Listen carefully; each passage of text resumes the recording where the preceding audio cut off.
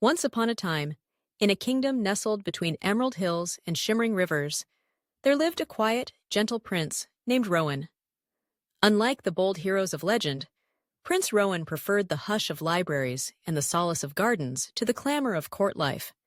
He spoke little, for words often tangled in his throat, and in the grand halls of the castle, his presence was as delicate as a whisper.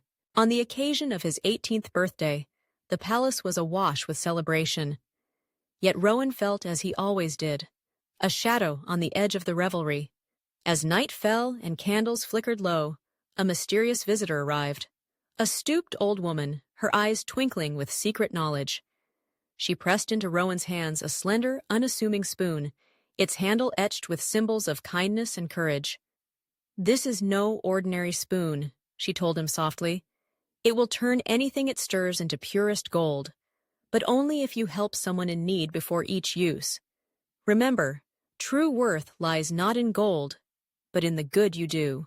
The next morning, Rowan turned the spoon over in his hands, its promise both wondrous and daunting. That day, as he wandered the palace grounds, he noticed the gardener, an old friend, struggling with a broken wheelbarrow. Rowan hesitated. Shyness prickled at his skin, but the words of the old woman nudged him forward. With gentle persistence, he helped the gardener repair the wheel, and laughter blossomed between them. Only then did he try the spoon, stirring a chipped clay pot. Before his astonished eyes, the pot shimmered and transformed into gleaming gold. News of the prince's golden touch swept through the kingdom, but Rowan kept the spoon's secret close. He soon learned that the magic would only work after he'd truly helped another's soul. Not for show, not for praise, but with a kind and open heart.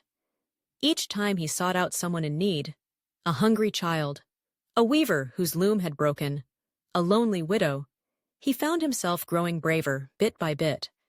The golden treasures he created were given away to those who needed them most, but the real transformation was quieter, deeper, and far more precious. With every act of kindness, Rowan found his world expanding. He learned to listen to stories he'd never heard before, to see the struggles that often went unnoticed behind closed doors. He discovered the joy of shared laughter, the comfort of a grateful smile, and the peace that comes from knowing you've made a difference, however small. His shyness did not vanish, but it softened, tempered by purpose and connection. As the months passed, the kingdom itself began to change.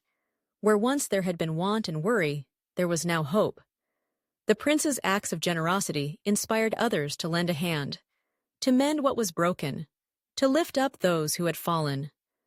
Rowan's heart, once so timid, grew strong and steady, for he learned that courage is not the absence of fear, but the quiet resolve to do good in spite of it. In time, when Rowan looked in the mirror, he saw not just a shy prince, but a young man shaped by compassion and guided by kindness.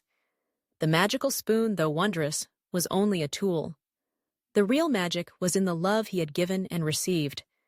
And so the prince who once hid from the world became its brightest light, not because he could turn things to gold, but because he helped turn lives toward hope and happiness, one gentle act at a time.